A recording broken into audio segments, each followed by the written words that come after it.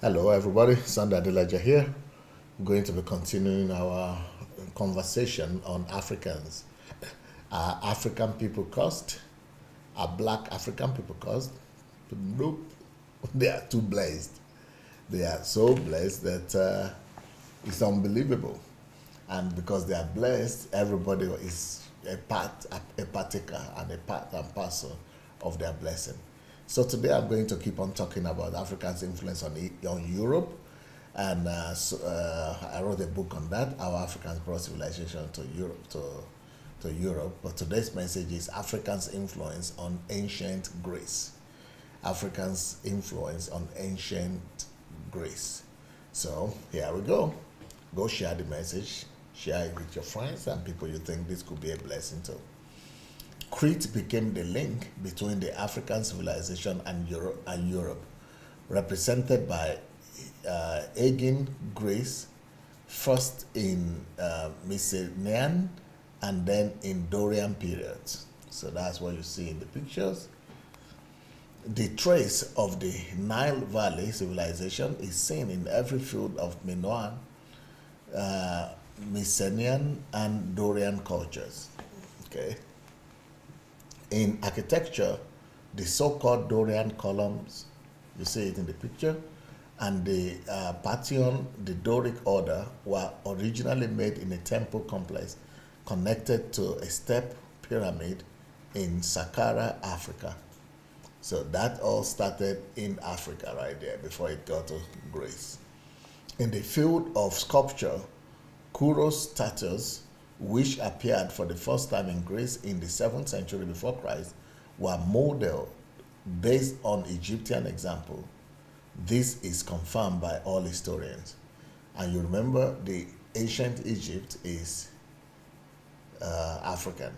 So this is a copy of what Africans did in Africa, black people.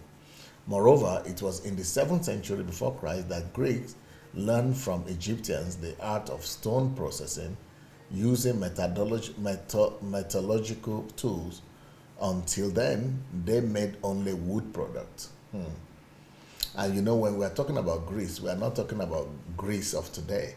The Greece of today is an amalgamation of people coming from Bulgaria, from Turkey, from Serbia, from all that area. They are the ones living in Greece of today now, you know. But the old Greek people have all disappeared, so to say. In the field, they used to call them Romans actually later on. In the field of philosophy and mathematics, the first Greek scholars were Thales and Pythagoras. Both had intensive training in Egyptian temples. Pythagoras, everybody knows about Pythagoras, right? That's the philosopher, and Thales. These are the foundation of Egypt, of Greek education. Both had intensive training in Egyptian temples. Thales in the late 7th century BC and Pythagoras in the middle of the 6th century BC. Pythagoras spent 22 years studying in 3 different Egyptian temples. He invented the term philosopher. That meant one who loves wisdom. In his teachings, he reproduced the knowledge of his African teachers. So you see that African influence is at the root, at the basis of Greece civilization. His teachings on the nature of harmonic and the Pythagorean theorem itself come directly from Egypt temple teachings. A lot of Greeks up until Roman times studied in Egypt.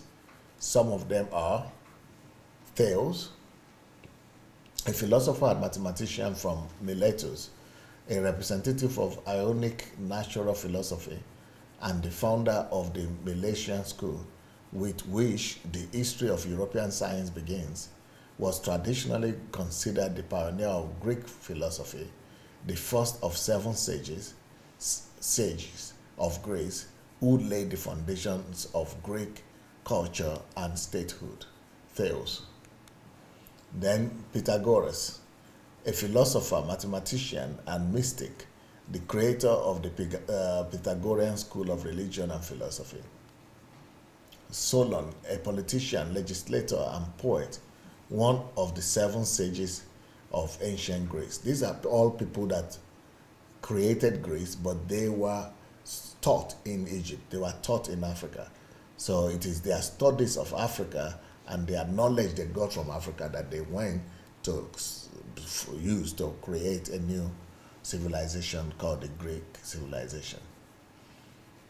Anaximenes and Anaximander, philosophers, representatives of the Milesian school of natural philosophy, all of them studied in Africa. Eudoxus of Cnidos, a mathematician, mechanic, and astronomer who also dealt in the field of medicine, philosophy, and music, and was a famous speaker and lawyer, also studied in Africa. Plato studied in Africa, a philosopher, Aristotle's teacher.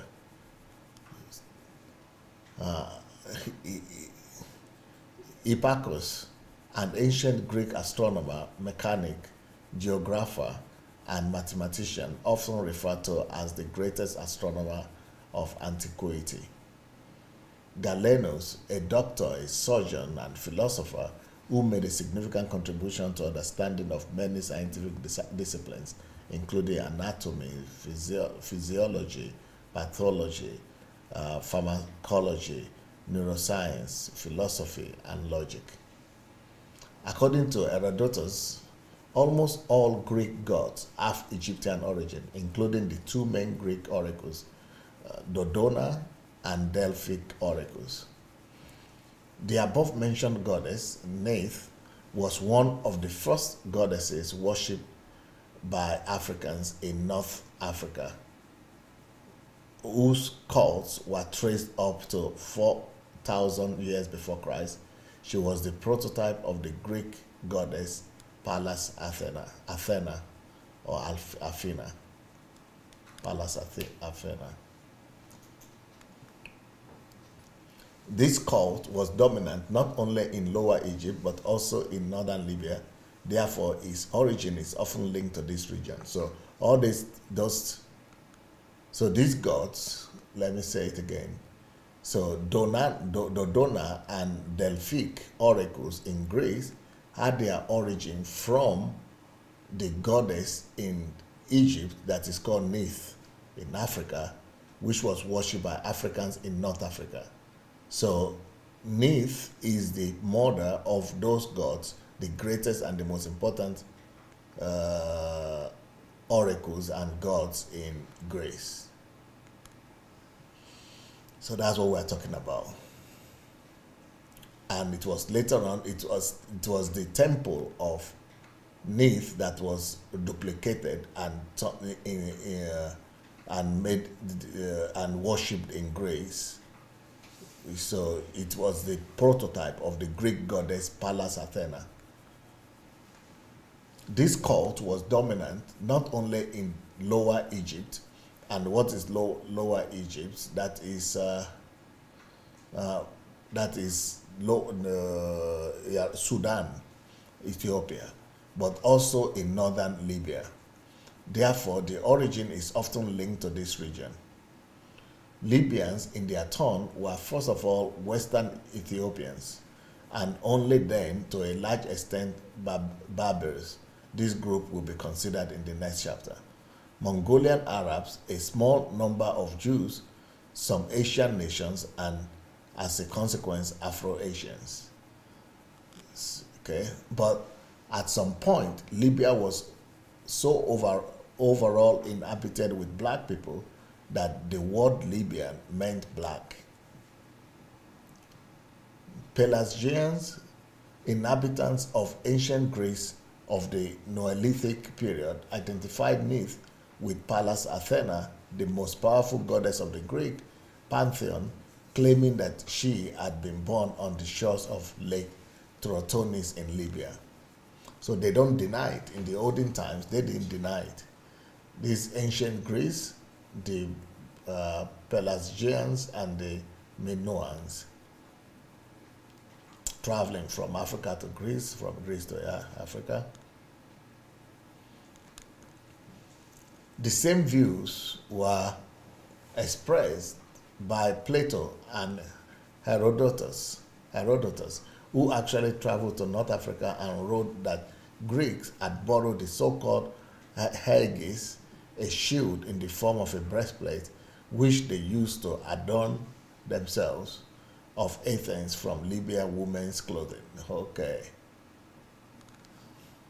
Except for small details, there was no difference between them. On an image of the African goddess Isis found in Nubia, the territory of present-day Sudan, she was also wearing Aegis. Okay? By the way, this very element of African garments became the basis for the expression under the Aegis, which means being under the patronage, protection of a person, or acting within an institution, organization, or enterprise. Do agree that we don't even understand that in our speech we use words that mean elements of garments of ancient Africans. You have to agree that, because Aegis is a common word today that people use and they don't even know that they are referring to Africa. One of the individuals who represent Africans in Greek mythology is Memnon. Memnon, who I've briefly mentioned, who we mentioned earlier before, a long time, earlier in the teaching. He was an astonishing African general and a warrior king whose courage and heroism during the Greek siege of Troy became one of the most popular epics in the annals of Greek and Roman mythology. He was described as black as ebony tree and the most handsome man of the living. Wow.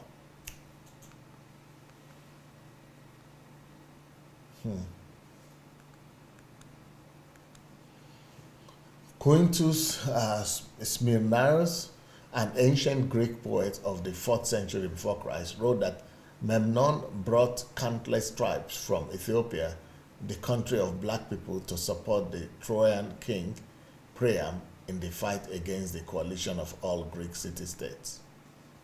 Among the works that describe Africans' influence on ancient Greece, we can single out the following: The Ammonian or Hamitic Origin of the Ancient Greeks, Cretans, and All the Celtic Races by Joseph Hain. The African Origin of the Grecian Civilization, also by George Parker. Then The Negro in Greek Myth by Benjamin Azikwe. Africa and Africans as Seen by Classical Writers by William Ansbury of Howard University. I would like to single out the book Stolen Legacy. The Greeks were not the authors of Greek philosophy, but the people of North Africa, commonly called Egyptians, by George Granville James. And those Egyptians that time, we know that they were blacks. Dr. G. James received a Bachelor of Arts, Bachelor of Theology, and Master of Arts degrees at Durham University, England. He also received a PhD in literature from the same school. After conducting research at the University of London, he received a doctorate at Columbia University, US. Then he received a teacher training in mathematics, Latin, and Greek. For 2 years, he was a professor of logic and Greek language at Livingstone College in North Carolina, and later taught at the University of Arkansas. He wrote the book Stolen Legacy. The Greeks were not the author of Greek philosophy, but the people of North Africa, commonly called Egyptians. While working at the University of Arkansas, but there is still not a single copy of this book at the university's library. Wow. On campus, there is no statue or boast dedicated to Dr. James, no memorial plaque decorating the university's wall, or any certificate informing that such a person existed, even though this university was the first university in the south of the United States to have accepted a black student. Dr. James tragically died under mysterious circumstances shortly after the publication of the book Stolen Legacy. To this day, no significant biography of this great person has been written. So let's discuss the conclusions Dr. James reached in his research, the subject of which is confirmed by other researches as well. For example, Professor HENRI FRANKFORT'S The Intellectual Adventure of Ancient Man and Ancient Egyptian Religion and the Mediterranean World in Ancient Times by Professor Eva Sanford provides similar results. It is worth starting by saying that the term Greek philosophy is wrong because there was no such philosophy. The essence of this so-called Greek philosophy was taken from a complex religious system of sacraments developed by ancient Egyptians. This Egyptian teaching was also the first system of salvation developed by man. According to it, human body was regarded as a prison of the soul that could be freed from bodily obstacles through learning arts and sciences, and therein make a transition from mortality to the position of God. We know that is their mythology, right? It expressed the idea of supreme goodness to which all people should aspire, which later became the basis of many other ethical concepts. The Egyptian system of sacraments was also a secret order whose membership was acquired by admission and vow of secrecy. All newcomers were trained viva voce according to different levels. In these conditions of secrecy, Egyptians developed an encrypted writing and teaching system and forbade the members of the order to record what they learned. After several thousand years of education banned for Greeks, they were allowed to come to Egypt for educational purposes. First, this happened after the Persian conquest of Egypt, and then as a result of the conquest by Alexander the Great from the 6th century before Christ to Aristotle's death. Greeks did everything they could to use a chance to learn Egyptian culture. Most of them learned directly from Egyptian priests, but after they were conquered by Alexander the Great, royal temples and libraries were stolen, and Aristotle turned the Library of Alexandria into a research complex. Here we see the first attempt to gain knowledge of Egyptians without recognizing their authorship. Aristotle was said to have written himself so many books that physically no person can write in their life. Naturally, these books were based on information materials from African libraries. The next argument against Greeks having developed the philosophical knowledge for which they are celebrated is the attitude of the Greek government towards these sciences. By the way, we also have some deities or some old people in Yoruba language, like Orunmila. So he also wrote and developed his own philosophy, some philosophers I could say, but it's like also on the level of deity. But his philosophies are just in line with the Greek philosophies, with Socrates and Plato and everything they were writing. It was just, Orunmila was just writing similar things. And which means that they all have a common source of knowledge that time. And because the Yoruba people say they come from Sudan, and then we know that all these people in Egypt come from Sudan too, and if Greek people learn from them, so it all gets back to that it's ancient Ethiopian wisdom. The government considered these teachings foreign by origin. That's the government of Greece, and treated them accordingly. Please note, Anaxagoras, a philosopher, mathematician, and astronomer, the founder of the philosophy school of Athens was imprisoned and exiled. That is in that time. We are talking of the old time, right? Socrates, a philosopher and reformer of ancient philosophy, was executed. Why were they killing them? Why were they rejecting them? Because they didn't count their philosophies and their ideas as their own. They count what they were saying and propagating as foreign. Plato was sold into slavery. Aristotle, a philosopher, teacher of Alexander the Great, the founder of formal logic, was convicted and sent to exile. Pythagoras was forced out of Croton, a Greek colony in southern Italy, where he had been conducting his activities.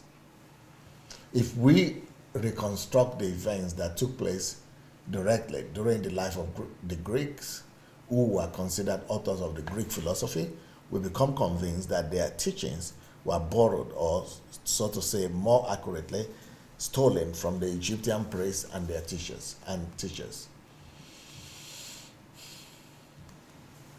When students of our time hear a phrase, "know yourself," they are convinced that this is Socrates' quote. In fact, in Egyptian temples, there were inscriptions for beginners that read, in particular, "know yourself." Socrates copied this phrase from the Egyptian temples, but was never its author.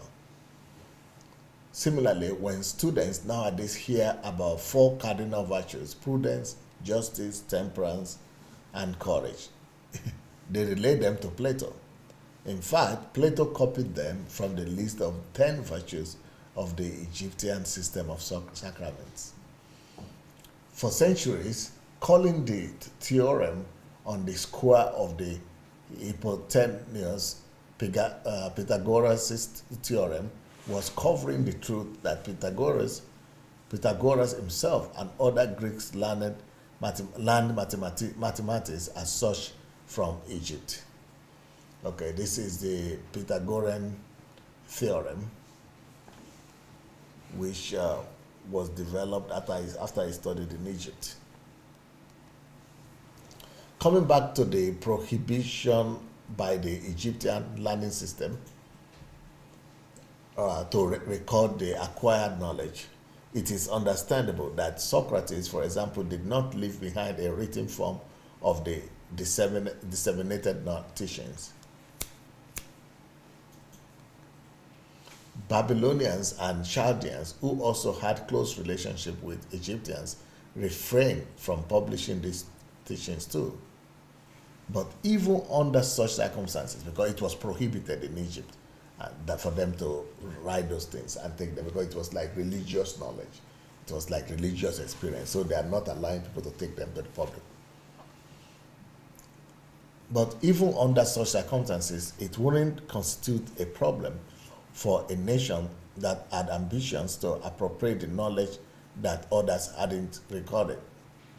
But in Greece, they rejected them, they killed them for this knowledge, which means it was not their knowledge. It was foreign to Greece.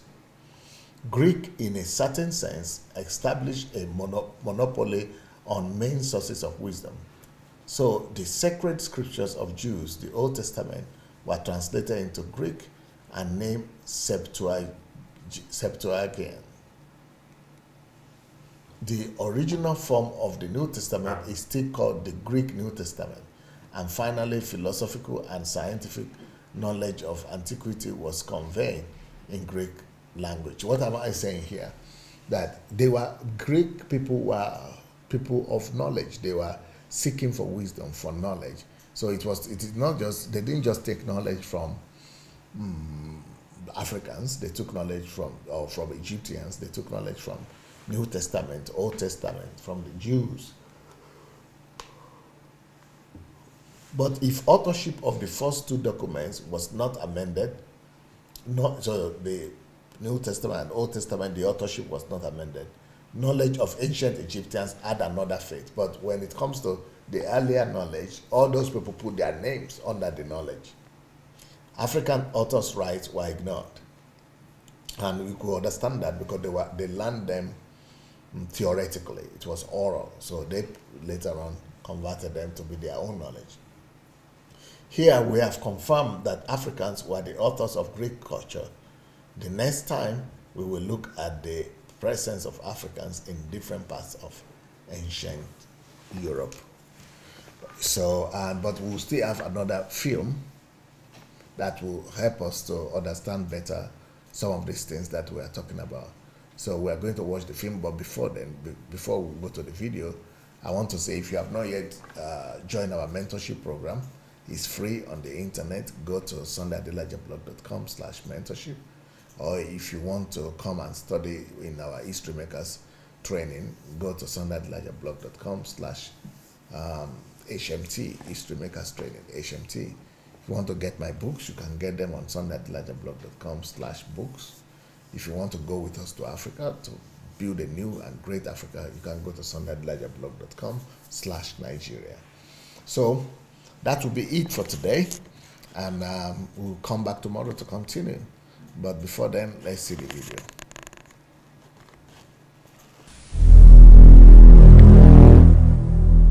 Now, was the Greece of Troy, Alexander, and Leonidas at least majority white?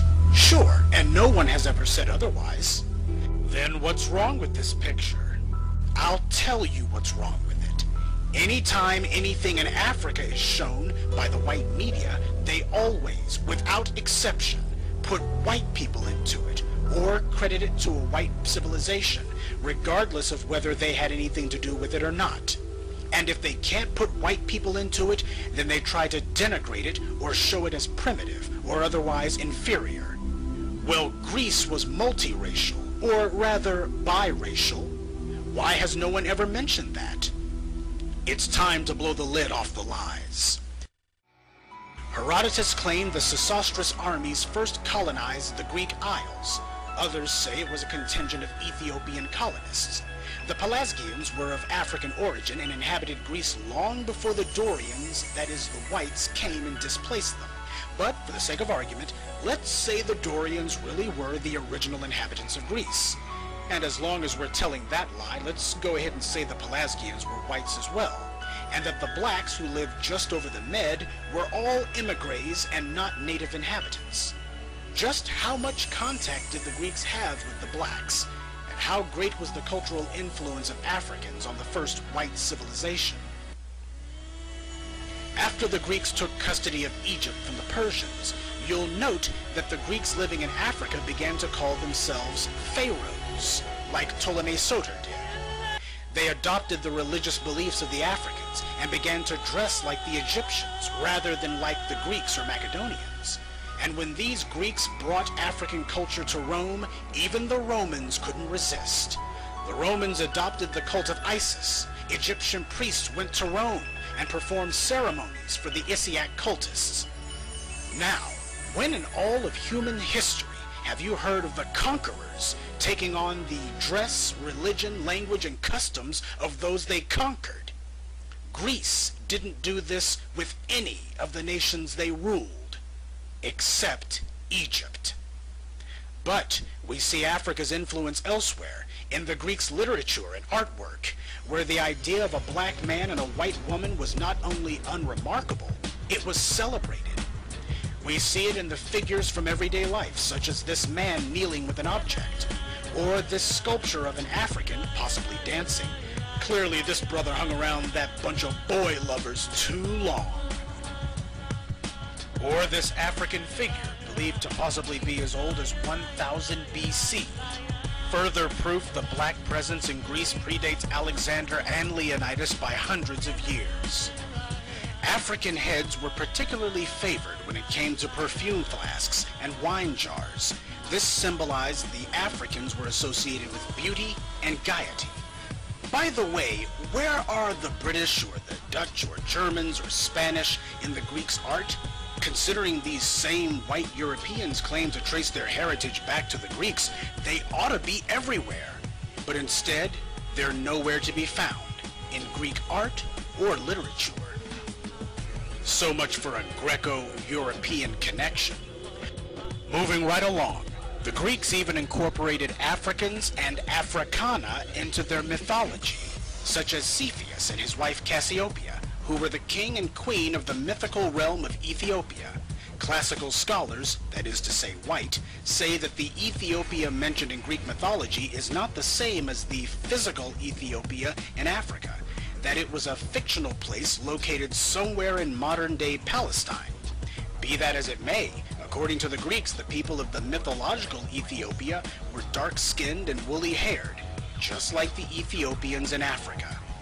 Here we see Memnon, another of the kings of Ethiopia, about to go to battle flanked by two of his fellow Ethiopian soldiers.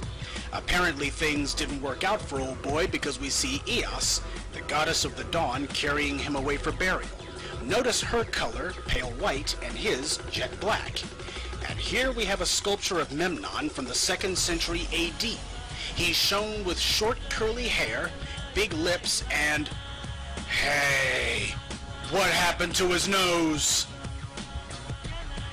Sometimes the appearance of people from Ethiopia would vary, but, as we'll explain later in the video, whites have always had their hang-ups where the Ethiopians were concerned. Not to mention the Greeks admired the Ethiopians and credited much of their civilization to them, so they were not as color-conscious as the Euro clowns. Moving right along, here we see Perseus consulting King Cepheus about whether to save Andromeda or not. Notice Cepheus' skin is not black, possibly because the image on this face is done on a black background as is, but his hair is woolly and short, like a typical Ethiopian, as opposed to Perseus' long, stringy hair. And here we have an image of Perseus again, only this time he's depicted in black. Strange that his dog is shown as white, but he's not. We should also consider that the Greek artifacts we have today have passed through the hands of innumerable Eurocentrics, any one of whom could have called themselves altering these works so as to force them to conform to their own psychological needs. That is to say, so they could see the Greece they wanted to see rather than the one that actually existed. I mentioned whites having problems with Ethiopia's blackness. Allow me to offer another example based on another set of Greek writings. This time from the New Testament of the Bible. The book of Acts, 8th chapter, 26 through 30th verses reads, "Now an angel of the Lord spoke to Philip, saying, Arise, and go toward the south along the road to Gaza. So he arose and went, and behold, a man of Ethiopia, a eunuch of great authority under Candace, the queen of Ethiopia. Then the Holy Spirit said unto Philip, Go near, and join thyself to this chariot. And Philip ran to him."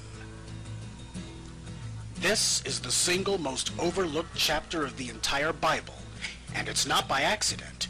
White people hate it.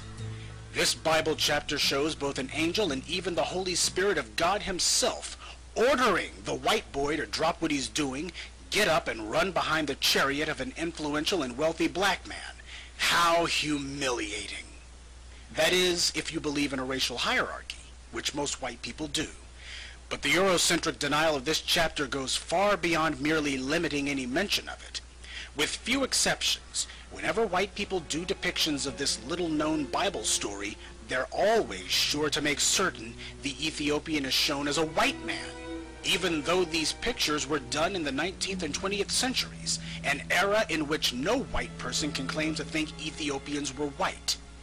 And in the one or two cases where they don't bleach him, they at the very least make his chariot driver white. When pressed on this, whites love to reply, well, we're all God's children, color doesn't matter. But let someone mention the Black Madonna, and all of a sudden those same whites will accuse you of black supremacy. And isn't it strange how none of Solomon's hundreds of wives is ever shown as black? Not even the Queen of Sheba, who the Bible says was the Queen of Ethiopia. Nor are any of the apostles shown as black. And we never see whites depicting Moses' Ethiopian wife, who is mentioned in Numbers 12.